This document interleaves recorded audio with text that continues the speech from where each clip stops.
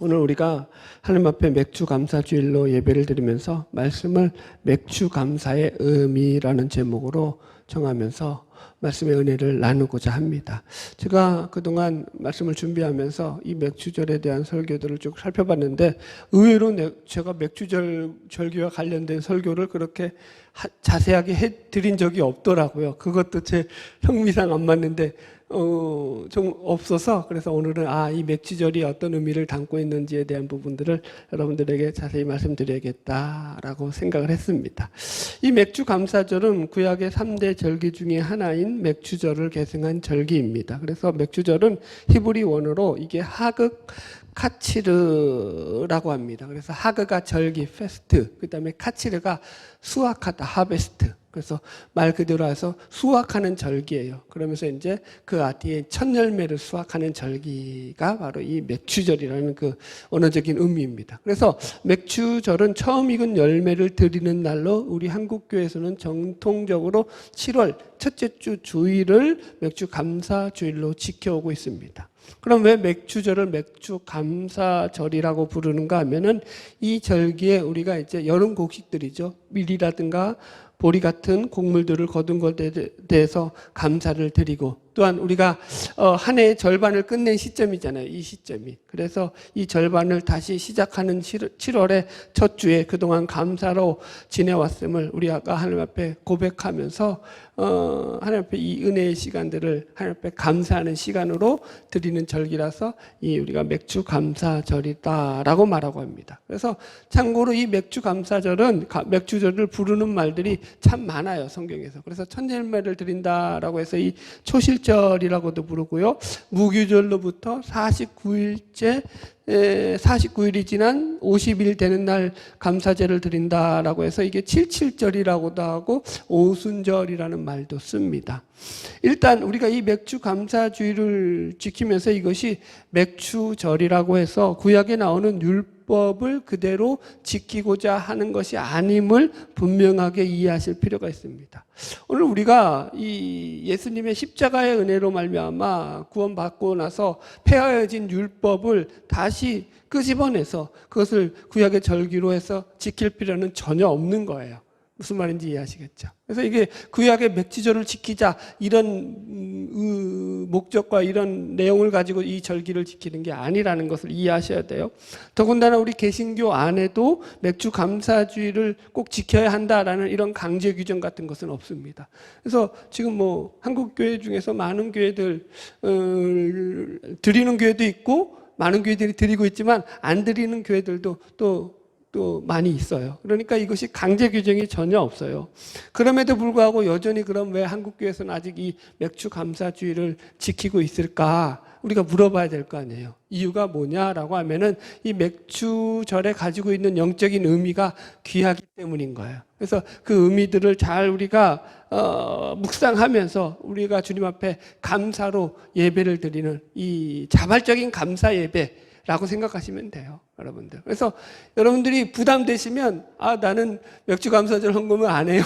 얼마든지 그래도 돼요, 여러분들. 이거는 하나님께 자발적으로 드리는 자발적 감사 예배다라고 생각하시면 됩니다. 그래서 왜 저는 또 이 예배를 드리려고 생각을 했냐면은 이 맥주 감사절이 가지고 있는 의미가, 그 영적인 의미가 우리가 생각하는 것보다 훨씬 더 또 깊은 영적인 의미들을 담고 있기 때문에 오늘 그것을 말씀드리기 위해서 특별히 이제 마태복음 강해는 오늘 하루 중단하고 이 맥주 감사절에 대한 설교를 준비했습니다. 오늘 말씀을 통해서 은혜되는 시간이 되기를 축복합니다. 일단 이 맥주절은 이스라엘의 중요한 절기 중에 하나예요. 그래서 이스라엘의 중요한 절기가 세 가지가 있죠, 크게. 첫 번째가 유월절, 잘 알고 있듯이 패스오버. 그래서 애굽으로부터 이 구원에 빠져나오기 위해서 이제 그 양의 피를 갖다가 문설주에 발라서 하나님의 사자가, 주의 사자가 그 주의 양의 피를 바른 그 문설주를 지나갔다 해서 이 패스오버 데이. 그래서 이 6월절이 첫 번째 가장 중요한 날이고요. 두 번째가 이 맥주절. 칠칠절이라고도 부르고 오순절이라고 부르는 이 맥추절이에요. 그래서 이 중간에 있는 절기예요. 이 유대인의 유대력으로 보면. 그 다음에 마지막으로 중요한 절기가 뭐냐면은 수장절이라고도 해요. 초막절이라고도 하고 장막절이라고도 하는 거. 그래서 우리식으로 말하자면 여기 오늘 본문 말씀에서도 나왔듯이 이것은 이 추수 때 연말에 드리는 절기예요. 그래서 이것은 이제 1년의 끝에 드리는 절기다라고 이해하시면 됩니다. 우리나라 추수감사절과 비슷한 절기로 이해하시면 됩니다. 그래서 이 세 절기가 모두가 다 하나님께서 이스라엘 백성들로 하여금 하나님께서 그들에게 베풀어 주신 구원과 은혜와 축복을 기억하면서 감사드리는 절기다라고 여러분 이해하시면 됩니다. 그래서 이 날들이 가진 의미를 우리가 잘 살펴볼 필요가 있습니다. 이것이 단순히 그냥 어떤 날들을 귀하게 여겨야 된다라는 개념이 아니라 이 날에 담겨진 영적인 의미들을 놓치지 말고 기억하여서 우리 신앙의 유익을 삼아야 하기 때문입니다. 예를 들어서 먼저 유월절의 영적인 의미가 뭐죠? 유월절의 영적인 의미는 이스라엘 백성들을 애굽에서 구원하여 내신 날을 기념하는 절기예요. 그죠? 그래서 이 영적인 것이 하나님이 베푸신 구원에 대한 감사의 의미가 이 유월절 절기를 지키는 유대인들의 절기 속에 들어가 있는 거예요. 그래서 유월절은 이렇게 생각하시면 돼요. 영적으로 구원의 시작을 의미하죠. 그죠? 여러분. 그러면 이제 수장절은요. 마지막 이 수장절은 마지막에서 가서 지키는 절기가 수장절이잖아요. 마지막으로 풍성한 수확을 맞이하여서 하나님께 감사와 찬양을 돌리는 절기가 바로 이 수장절이에요. 그래서 이 수장절의 영적인 의미는 우리 구원받은 신자들이 들어가서 누리게 될 저 천국에 대한 영원한 소망과 기쁨과 감사를 표현하며 드려지는 절기다라고 우리가 해석을 할 수 있습니다. 그러면 그 중간에 낀 이 맥추절의 영적인 의미는 뭐냐라는 거예요. 맥추절은 중간에 꼈다고 했죠. 예, 이 유월절하고 수정절 중간에 있는 중간 절기예요, 여러분들. 그래서 영적으로 풀이하자면 이런 거예요. 우리가 예수를 믿고 구원받고 신분적으로는 변화를 받아서 하나님의 자녀가 되었음에도 불구하고 아직까지 우리는 수준적으로는 하나님이 원하시는 그 하나님의 자녀된 모습으로 살아가지 못한다고요. 아직까지는. 그죠? 그래서 천국에 가는 그 날까지 우리가 하나님의 자녀답게 살아가는 훈련을 거쳐야 되는 이 중간 시기가 이 맥추절에 해당하는 시기죠. 그래서 우리는 날마다 수준적으로 자라나는 시간을 보내기 위해서 필요한 절기가 이 맥추절기다라고 생각하시면 돼요. 그러니까 한마디로 하나님의 자녀로서 우리 신앙의 수준을 끌어올리는 중요한 의미를 담고 있는 것이 이 맥추절의 감사절기다라고 생각하면 되십니다. 자, 이런 배경을 가지고 이제 말씀을 들어가 보겠습니다. 오늘 본문 말씀을 읽으면서 말씀을 시작해 볼게요. 같이 한번 보겠습니다. 출애굽기 23장 16절 같이 읽어보겠습니다. 시작.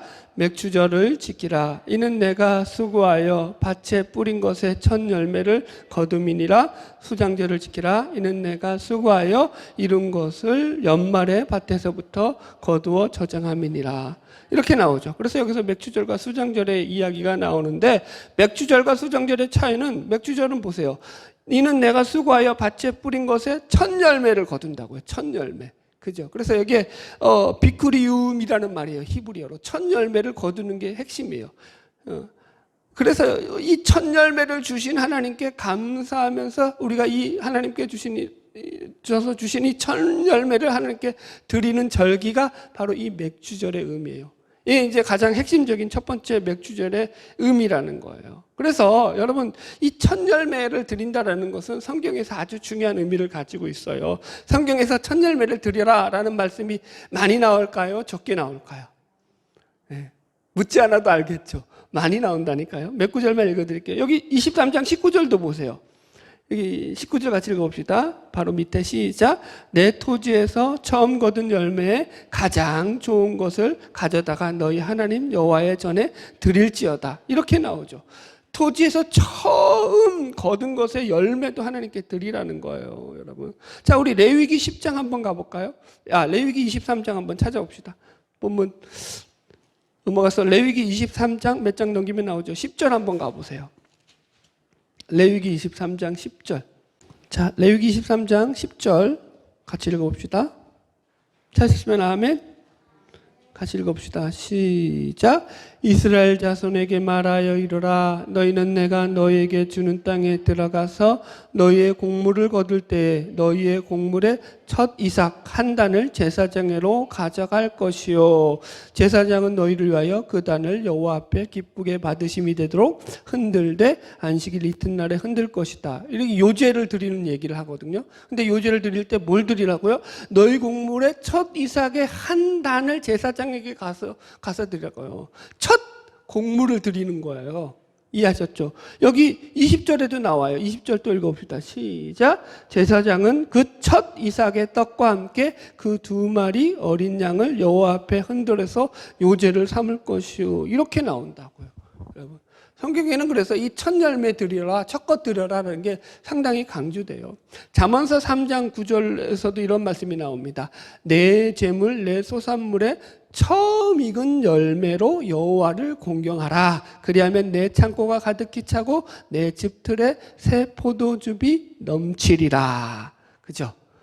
첫 열매를 드리라는 말씀이 성경에 상당히 우리가 생각한 것보다 많이 나옵니다. 그럼 왜 도대체 첫 열매가 뭐길래 그렇게 첫 열매를 바쳐라, 첫 열매를 드려라 이렇게 하나님께서 요구하고 있느냐라는 거예요. 첫 열매를 드리면 내 창고가 가득히 차고 내 집틀에 새 포도즙이 넘치리라 라고 하나님의 복을 약속할 만큼 이 첫 열매를 강조하는 것이 무슨 의미냐라는 거예요.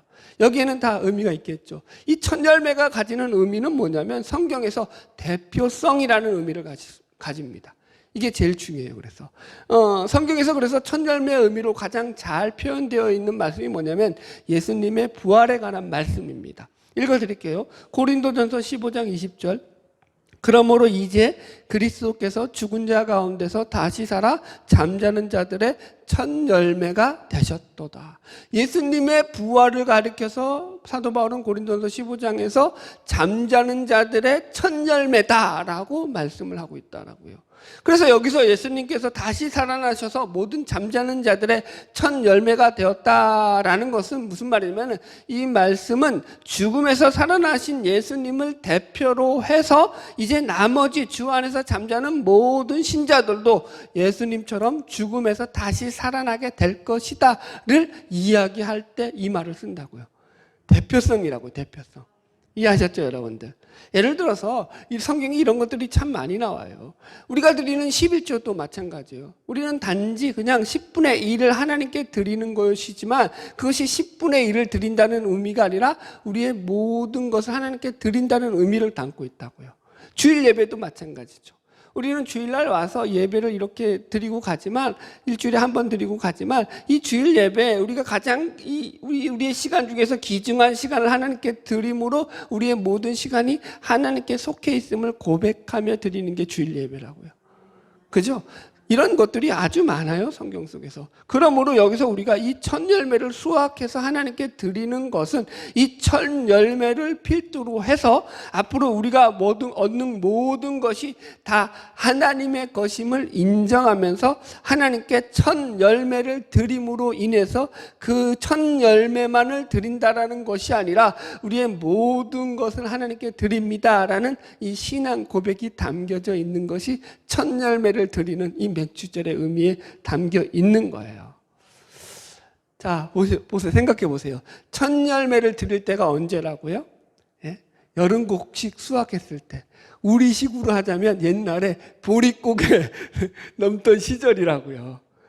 이때가 가장 먹고 살기 힘든 시절이에요. 시기적으로 보면. 그러니까 이해하셨겠죠? 그러니까 아주 풍성할 때 바쳐라. 수장절 같이, 추수감사절 같이 수확을 모든 곡식들을 다 수확해서 곡식들이 차고 넘칠 때 바쳐라가 아니라니까요. 첫 열매라는 것은 이제 간신히 근근히 고생해가지고 이제 입에 풀칠할 것이 생겼는데 그거 바치라는 거예요. 어떤 식으로 말하자면 엘리야인가요? 거기서 이제 그 가부 있잖아요. 가부가 가진 게 아무것도 없는데 그 엘리야에게 가가지고 저거 바치라고 하잖아요. 그 기름 그 한 덩이 가지고 남은 거 그거 먹고 아들하고 죽으려고 했는데 밀가루 한 덩이 남은 거 그거 구워 갖고 바치라는 거예요. 그거 가져오라는 거예요. 지금 그 얘기하는 거예요, 사실은. 그러니까 상황적으로, 환경적으로 감사가 뭐 넘쳐날 수 있는 그런 상황이 아닌 거예요. 막 차고 넘치는데 그것을 가지고 나서 감사드려라라는 게 아니라니까요. 여러분, 그래서 첫 열매를 감사드린다라는 이 감사라는 것은 시기적으로 볼 때, 환경적으로 볼 때는 상당히 어려운 시기임에도 불구하고 감사하는 것을 잊지 말아라라는 영적인 의미가 그 속에 담겨 있는 거예요. 그래서 이걸 초실절 감사라고 하죠. 세상 사람들은 이 첫 열매 감사가 없잖아요. 우리 신자들에게만 있는 감사예요. 하나님께서 주신 것이 모든 것이 하나님으로부터 온 것임을 고백하면서 드려지는 감사라는 거예요.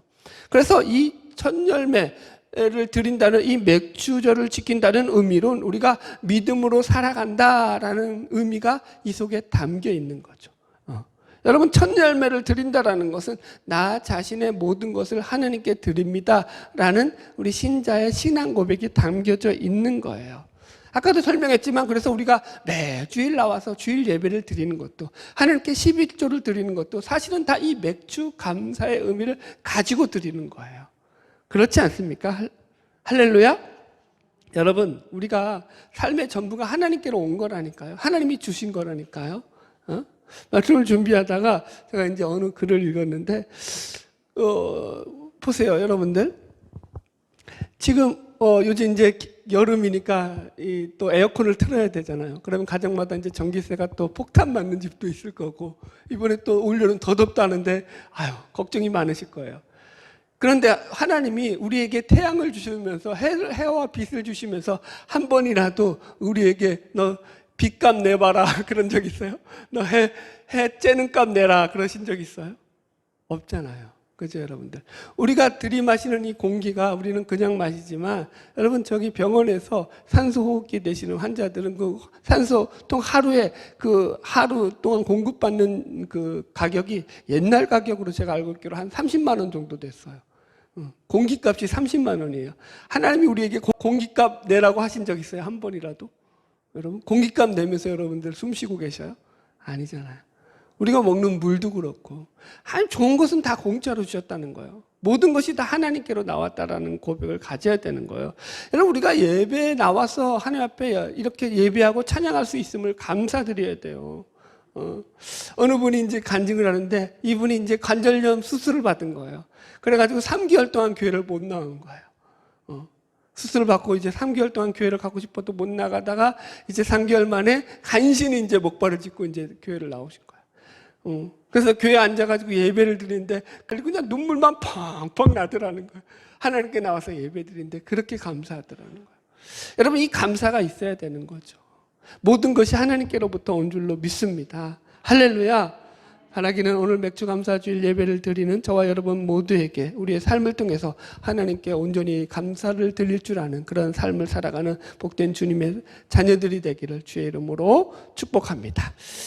이 맥주절의 의미 두 번째는, 이게 제일 중요한데 사실은 이것이 바로 성령 강림절과 연결되어 있다라는 거예요. 사실은 이 의미 때문에 우리가 오늘날도 맥주절을 지킨다라고 보셔야 돼요. 자, 한번 성경을 찾아가 볼게요. 사도행전 2장으로 가볼게요. 신약성경 사도행전 2장. 자, 사도행전 2장으로 넘어가 봅시다. 사도행전 2장 1절로 4절까지 보겠습니다. 사도행전 2장 1절로 4절 같이 읽읍시다. 시작.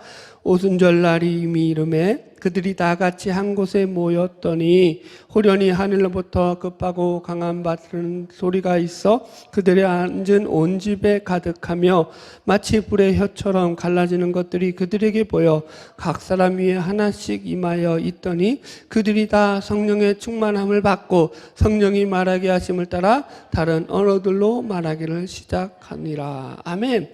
여러분, 이 사건은 바로 이 오순절 날에 이 예수님의 제자들이 성령을 기다리다가 성령을 받는 그 내용이 오늘 본문의 내용인 거예요. 그래서 그들에게 하늘에서 바람 같고 불 같은 것들이 강하게 그들에게 임함으로 말미암아서 성령을 받고 오늘날 우리가 이렇게 섬기고 있는 교회를 태동하게 되었죠. 여러분, 그러니까 이 성령 강림절의 의미의 가장 큰 의미는 뭐냐면 바로 이 성령의 역사로 말미암아서 이 교회가 태동한 날이라는 거예요. 이해하셨죠? 그래서 우리 기독교에서는 이 날에 성령이 임하고 교회가 세워진 날이라고 해서 이 날을 성령 강림절이라고 부릅니다. 그래서 이 성령 강림절의 의미가 뭐냐면 교회라는 첫 열매가 맺어지게 되었다라는 거예요. 이 날이 그런데 무슨 날이라고요? 바로 맥추절이라고요. 우리가 아까도 얘기했죠. 시작할 때. 이 맥추절을 뭐라고 부른다고요? 초실절이라고도 부르고 그 다음에 칠칠절이라고도 부르고 오순절이라고도 부른다고 했죠. 지금 이 날에 성령 받은 날이 여기 2장 1절에 무슨 날이라고 나와 있어요? 같이 읽어보세요. 오순절 날이 이미 이름에. 그죠? 오순절 날에 받았다고요. 그래서 이 날은 바로 맥추절이라요. 이 맥추절 날, 오순절 날 성령이 임함으로 말미암아 교회가 시작하게 되었다라는 거예요. 이것이 그런데 우연히 일어난 것이 아니라고요. 어떤 분들은 우연히 맥추절과 성령 강림일이 겹쳤다라고 생각할 수도 있겠지만 우리가 성경을 보면은 하나님이 이것을 우연히 그렇게 이제 맞춰 놓으신 게 아닌 것을 확인하게 됩니다. 여러분 보세요. 예수님께서 십자가에 달려 죽으신 날이 언제죠? 그날은 다른 날도 아니고 유월절 어린 양 잡는 날. 그래서 어린 양을 잡아 죽이는 그 날에 예수님께서 바로 십자가에 달려 죽으셨죠. 이해하셨죠? 예수님이 부활하신 날은 언제죠? 이 날은 언제냐면은 6월절로부터 3일 지난 날, 그러니까 안식 후 첫날이거든요. 이 날이 절기력으로 보면, 구약의 절기로 보면은 이 무교절의 초실절이라고 불러요. 그러니까 초실절이 여러 성경에서 쓰이는데 맥추절을 가리키는 초실절도 있지만 그 말 외에 또 무교절 안에 또 작은 절기로서 지키는 초실절이 있어요. 그걸 갖다가 뭐라고 한다고요? 무교절의 초실절이라고 불러요. 이걸 여러분들 구분하셔야 돼요. 그냥 초실절 하면 다 같은 날이 아니에요. 무교절의 초실절은 뭐냐면은 6월절이 지나고 무교절이 지나고 안식 후 첫날 되는 날이에요. 그때 첫 열매를 드리는 날이거든요. 그날도. 그래서 언제 예수님이 부활하셨다고요? 무교절의 초실절 날 부활하셔서 부활의 첫 열매가 되셨다고요. 구약의 절기들과 연결이 있어요, 없어요? 정확하게 연결되어 있다고요. 마찬가지로 지금 성령이 임하신 이 날도 그냥 우연히 맥추절에 성령이 임한 것이 아니라 이 맥추절, 오순절에 성령이 임하시도록 하나님이 세팅해 놓으셨다라고 우리는 이해할 수밖에 없는 거예요. 그러므로 여러분, 그러면 왜 맥추절이에요? 왜 맥추절에 성령이 임했죠? 왜 오순절날 성령이 임했죠? 요즘 그래서 다 오순절이라고 쓰니까 오순절로 합시다. 편하게. 왜 오순절날 성령이 왜 임했죠? 그 의미가 뭘까요? 오순절날은 무슨 날이기 때문에? 첫 열매를 하나님께 드려지는 날이기 때문에, 첫 열매를 수확하는 날이기 때문인 거예요. 무슨 첫 열매요? 예수 그리스도의 십자가와 부활로 말미암아 구원받은 신자들에게 성령이 부어짐으로 말미암아 그 성령의 임재 가운데 그 성령의 임재의 첫 열매로서 교회가 태동하게 된 것을 기억하는 날이 바로 이 오순절 날인 거예요. 아멘. 그러니까 십자가와 부활로 말미암아서 여러분 그걸로 교회가 시작하지 않았다고요. 뭘로 시작했다고요? 십자가 부활 위에 성령이 부어졌다고요. 그리고 성령이 부어줌으로 말미암아서 그 성령의 역사로 교회가 태동하게 됐다고요. 이해하셨죠? 성령의 첫 열매로 시작하는 게 뭐였다? 교회였다라는 것을 지금 강조하고 있는 거예요. 그래서 하나님께서 바로 이 오순절 맥추절에 교회의 처음 출발을 알리는 신호탄으로서 이 120명의 제자들에게 성령을 하늘에서 불같이 바람같이 부어주신 거예요. 할렐루야. 이해하셨죠? 어렵지 않죠? 그래서 종합해서 연결해 보자면 이 구약의 맥추절은 하나님께서 육신의 양식을 우리에게 주심에 감사하는 절기다라고 우리가 이해한다면, 이 신약의 맥추절 오순절은 뭐냐면 믿는 신자에게 성령을 부어주심으로 말미암아서 교회를 세워주신 것에 대한 감사의 절기가 바로 이 오순절이고 맥추절이에요. 이해하셨죠? 이게 신약의 맥추절이에요. 우리가 지금 그래서 맥주 감사 주의를 지키는 것은 바로 우리에게 하나님께서 교회를 세워주신 것에 대한 감사가 가장 본질적인 의미라고요. 할렐루야. 여러분, 우리가 오늘은 밀과 보리를 추수하지 않지만 하나님께서 성령 강림의 첫 열매로서 교회를 세워주신 것에 감사하면서 이렇게 교회에 나와 예배를 드리고 있다고요. 이게 얼마나 큰 일이냐고요. 그러므로 하나님이 세워주신 이 교회를 잘 보호하고 세워나가는 것도 이 맥주절을 지키는 우리 신자들의 신앙 가운데 하나의 다짐이어야 되고 결심이어야 된다고요. 할렐루야. 여러분, 교회를 바르게 세워나가기 위해서 그래서 지금 성령을 부어주신 거라고요. 그래서 이 성령의 역할이 아주 중요하다고요. 교회는 그래서 다 성령의 충만함을 입고 믿는 신자들이 살아가야 된다고요. 할렐루야. 그럴 때 교회가 바르게 세워나간다고요. 여러분, 성령의 충만함을 입으라니까 전부 다 또 불러 주여 주여 이렇게만 가는데 그거 아니라고요. 성령의 충만함은 뭐예요? 성령이 내 안에서 내주하고 계셔서 성령의 말씀을 듣고 살아가는 거예요. 성령의 인도하심을 따라가는 거라고요. 교회에서는 주여 주여 불러 아멘 할렐루야 이래놓고는 집으로 돌아가서 또 자기 마음대로 성질내고 살아가면은 그건 성령의 충만이 아니라고요. 내 안에서 교회에서 채워진 은혜를 집에 가서도 똑같이 감당하는 거예요. 하나님의 말씀대로 성령의 인도하심을 따라가지고, 그래서 이 성령의 인도하심을 따라 살아가는 자들에게 나타나는 특징이 뭐냐면 성령의 열매를 맺게 된다는 거죠. 그 열매가 다 어떤 거였다고요? 사랑과 희락과 화평과 온유와 오래참과 자비와 양성과 충성과 절제, 이런 것들이었다고요. 아멘? 이런 열매들이 맺혀져야 된다는 거예요. 그래서 항상 내가 성령의 사람이냐라는 게 가장 기독교에서 특징적으로 드러나는 건 그 사람이 사랑의 사람이냐 아니냐라는 거죠. 옛날에 들었던 어떤 셀럽의 결과 이 조사 가운데 기독교인 비신자들, 불신자들이 생각하는 기독교인에 대한 첫인상에 대한 그 질문이 있었는데 그게 뭐였을 것 같아요? 여러분들도 감이 잡히죠? 좋은 소리가 나왔겠어요? 나쁜 소리가 나왔겠어요? 나쁜 소리 나왔겠죠? 예. 자기중심적이다, 이기적이다, 이런 답이 나왔다는 거예요. 여러분, 그건 가장 기독교인답지 않은 모습이라니까요. 이해하시겠어요? 제가 늘 설교하잖아요. 그래서 예수를 믿는다는 것은 여러분 예수를 믿어서 내 안에서 나 혼자 세상에서 갑질하면서 살아라가 아니라고요. 예수를 믿었기 때문에 내 안에서 참음이 생기고 용서가 생기고 이해가 생기고 상대를 품고 가려고 하는 그런 마음이 생긴다고요. 그게 성령 충만이라고요. 그게 예수 생명으로 넘쳐나는 거예요. 여러분 하나님의 사람으로 살아가는 저와 여러분 되기를 주의 이름으로 축원합니다. 성령 충만한 삶이 다른 삶이 아니에요. 우리 안에 늘 사랑으로 늘 우리 그 마음을 지켜나가는 것입니다. 말씀을 정리하겠습니다. 오늘 맥주 감사주의를 맞아서 맥주절이 가지고 있는 감사의 의미 두 가지를 살폈습니다. 첫째가 감사함으로 첫 열매를 드리는 절기다라는 말씀을 드렸습니다. 그래서 이것을 우리의 전부가 다 하나님으로부터 주어진 것임을 인정하고 하나님 앞에 감사를 드리는 절기다라는 차원에서 말씀을 살펴보았죠.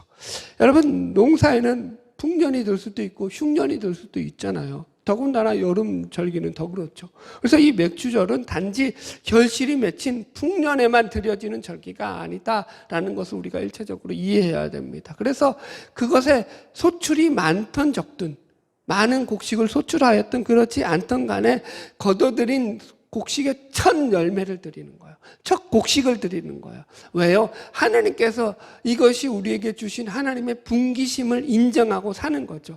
그래서 사도 바울은 뭐라고 말하고 있다고요? 이것을 가리켜 범사에 감사하라.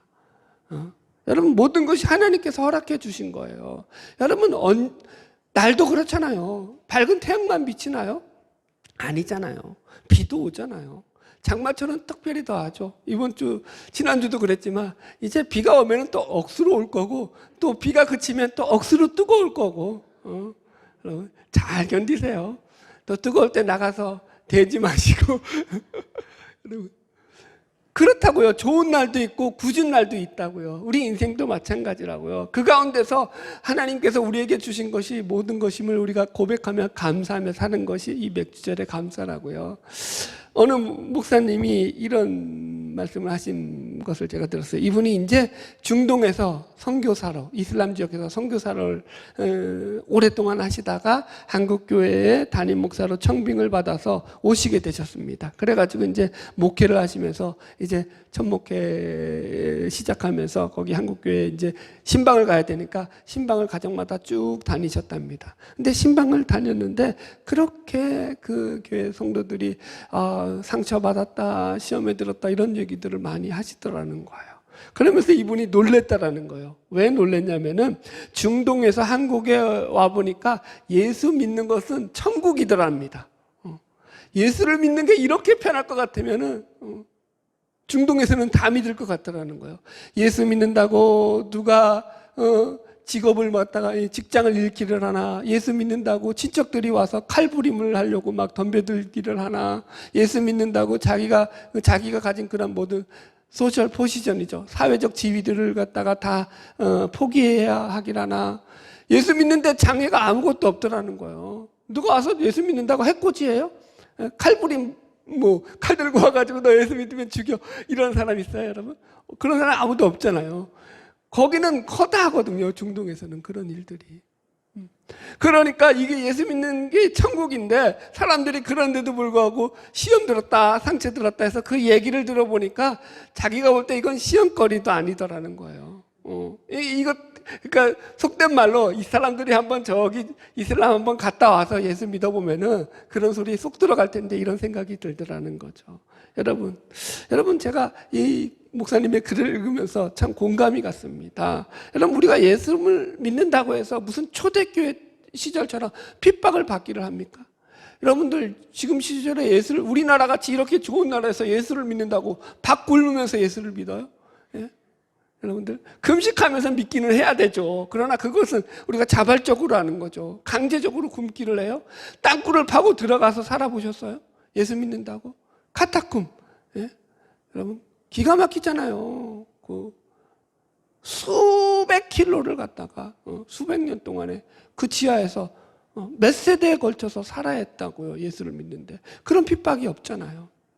예수를 믿는데 우리가 정말로 아까도 말씀드렸지만 해코지 받아요. 여러분들 예수 믿는다고. 요즘 우리 한국 사회에서 예수 믿는다고 아유 속으로 욕하지, 겉으로 교회 찾아와가지고 교회에서 플래카드 올리면서 교회는 없어져야 한다 데모하던가요? 여러분 그런 거 보셨어요? 안 그러잖아요. 여러분 얼마나 감사해요. 편안하게 예수 믿는 거 감사하셔야죠. 물론 현실에서 힘든 것들이야 있죠. 그러나 궁극적으로 우리가 예수 안에서 또 하나님께서 이런 좋은 환경을 주셔서 좋은 나라에서 예수 믿는 것이 얼마나 감사하냐고요. 이렇게 생각하십시오. 어려운 일이 있을 때마다 지금 당하는 시험은 예수님에 비하면 시험도 아니다. 환난도 아니다. 이까짓 것 이길 수 있다. 할렐루야. 바라기는 믿음을 가지고 날마다 우리의 환경을 넘어서서 우리의 환경 위에서 우리에게 역사하시는 하나님의 은혜 가운데 살아가는 저와 여러분 되기를 주의 이름으로 축원합니다. 두 번째, 이 절기는 성령 강림 절기와 연결되어 있다고 했다고요. 교회의 태동을 알리는 첫 열매의 절기라고 했습니다. 교회라는 첫 열매가 성령의 강림으로 말미암아 드러난 절기라고 했어요. 그래서 여러분들 우리는 이 교회를 성령의 그 역사로 말미암아서 잘 보존하고 지켜나가야 될 책임과 의무가 있다고요. 그래서 신자들에게 요구되는 건 다 이 성령의 충만함이라고 얘기하는 거예요. 여러분들 날마다 우리 가운데 성령이 채워줌으로 말미암아서 성령의 그 인도하신 가운데서 교회를 세워나가야 되는 거예요. 혼자서 신앙생활하는 게 아니라니까요. 여러분들 이 부름받은 백성들의 모임이라니까요.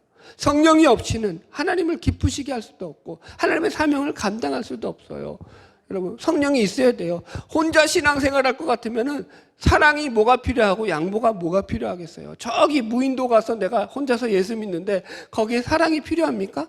혼자서 예수 믿는데 무인도에서 거기에 양보가 필요하고 무슨 이해가 필요하고 절제가 필요합니까? 아니요. 거기선 지 맘대로 믿어도 아무도 뭐라고 안 해요. 그러나 우리는 그런 것을 신앙이라고 하지 않는다고요. 여러분 이해하시겠습니까? 여러분 제가 처음에 시작할 때 이 맥주절은 중간절기로서 우리의 신앙의 수준을 끌어올리는 절기다라고 설명을 드렸어요. 그죠? 이게 아주 중요합니다. 신앙이라는 것이 여러분 신분은 우리가 하나님의 자녀로 구원받은 자녀로 신분이 변화되었지만 그렇다고 해서 수준이 하루아침에 하나님의 자녀답게 살아가지지는 않는다고요. 이것은 날마다 우리의 삶 속에서 훈련하고 연습하고 배워나가야 될 우리의 과제요 숙제라니까요. 그래서 날마다 우리는 하루가 맥주절인 것처럼 살아야 되는 거예요. 날마다 맥주절과 같은 삶을 살아야 되는 거예요. 날마다 감사하는 삶을 살아야 되고 날마다 감사로 훈련하는 삶을 살아야 된다고요. 조건과 환경을 넘어서서. 여러분 감사도 따라합시다. 감사도 습관이다. 예, 여러분 습관인 거예요. 그러니까 입술도 여러분 불평도 습관이고 감사도 습관이에요. 그래서 여러분 우리가 늘 감사하려고 자꾸 우리 입술 속에서 노력을 해야 돼요. 여러분들 신앙이라는 것이 결국 그렇습니다. 감사라는 것도 우리가 하나님의 자녀로 살아간다라는 것, 우리가 그것을 기억하고 살아간다면 하나님의 자녀 된 것만으로도 우리는 충분히 모든 것에 감사한 자들인 거죠. 억울함이 없는 자들인 거죠. 왜요? 영생을 약속받은 자들이기 때문인 것입니다. 여러분 세상에서 억만장자가 되었다고 해서 세상에서 무슨 대통령이 되었다고 해서 그들에게 영생이 약속되던가요? 그들에게 영생이 주어지던가요? 그렇지 않는 거예요. 오직 하나님의 자녀된 자들에게만 주어지는 놀라운 은혜요 축복임을 믿습니다. 바라기는 저와 여러분 모두 날마다 성령의 인도하심을 의지하면서 기도와 감사로 하나님께 나아가는 축복된 자녀들이 되시기를 주님의 이름으로 축복합니다. 기도하겠습니다.